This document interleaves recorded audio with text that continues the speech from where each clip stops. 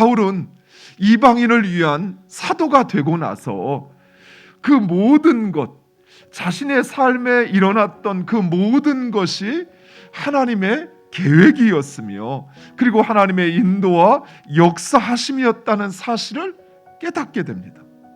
무엇보다도 하나님의 부름, 자신을 부르신, 자신을 택하고 하나님의 일꾼으로 부르신 이 하나님의 부름이 하나님의 경륜, 영원한 하나님의 뜻과 그것을 이루어 가시는 하나님의 그 원리라는 사실을 바울은 확신하게 됩니다. 또한 바울은 자신의 삶의 전 여정이 바로 그 하나님의 은혜로운 경륜 속에 있다는 사실을 확신했습니다. 그래서 자신이 당한 환난, 곧 지금 옥에 갇힌 일로 인하여 낙심하지 말라라고 말하고 있습니다. 당시 로마 정부나 또는 어떤 권세자들에 의한 것이 아닌, 유대인들에 의한 것이 아닌, 또는 그런 시대적 상황에 의해서 어쩔 수 없는 것이 아닌 하나님의 경륜 속에 예수 그리스도와 이방인을 위한 하나님의 경륜 속에 이루어지고 있음을 확신했던 것입니다. 실제로 바울은 이전에 빌립보 감옥에 갇혔을 때 하나님께서 자신과 그리고 실라를 통하여 간수와 그의 가족을 구원하시는 그 하나님의 놀라운 경륜을 경험하였습니다. 또 로마로 가는 그 여정 속에서도 바울은 영어의 몸이었지만 그러나 하나님께서 그 자신을 수행하는 모든 사람들 위해 뛰어나게 하실 뿐만 아니라 그리고 그들에게 찾아온 그 폭풍으로 인하여 더 빨리 더 안전하게 로마로 그들을 이끄시는 하나님의 그 놀라운 경륜을 경험했던 것입니다. 사랑하는 성도 여러분, 이처럼 우리의 삶 역시 하나님의 경륜 속에 있음을 믿으시기 바랍니다. 우리가 지금 당하는 환난과 우리가 처한 그 상황은 우리를 힘들게 하는 그 누구 때문도, 상황 때문도, 코로나19 때문도 아니라는 것입니다. 바로 하나님께서 부르신 그 부름의 목적을 이루시기 위한 하나님의 경륜인 것입니다.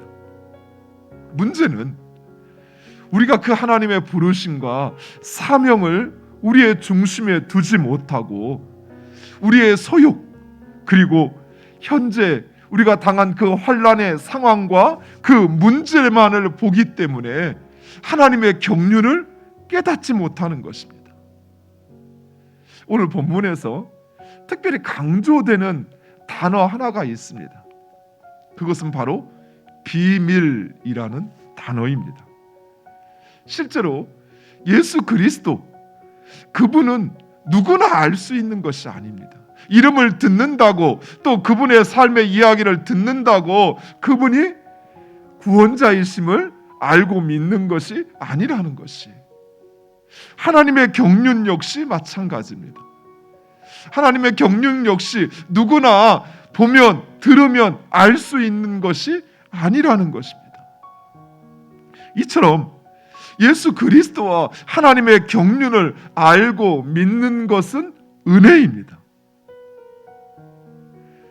그리고 바울은 하나님의 그 경륜에 따른 자신의 소명, 하나님의 부르심과 사명, 자신에게 맡겨진 그 일을 확신했습니다. 하나님의 부름으로, 그것을 나의 사명으로 인정하지 않기 때문에 그래요.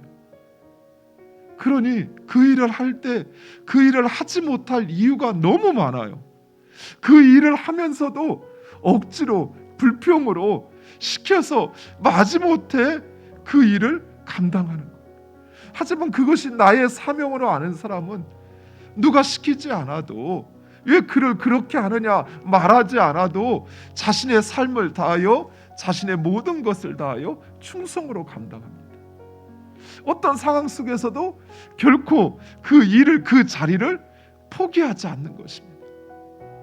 그것이 바로 사명으로 감당하는 사람. 오히려 그 어려움으로 인하여, 그 환난으로 인하여 하나님을 찬양하게 될 것입니다. 왜냐하면 그 어려움도, 그 환난조차도 하나님은 그것을 통하여 하나님의 뜻을 이루실 것이기 때문이에요.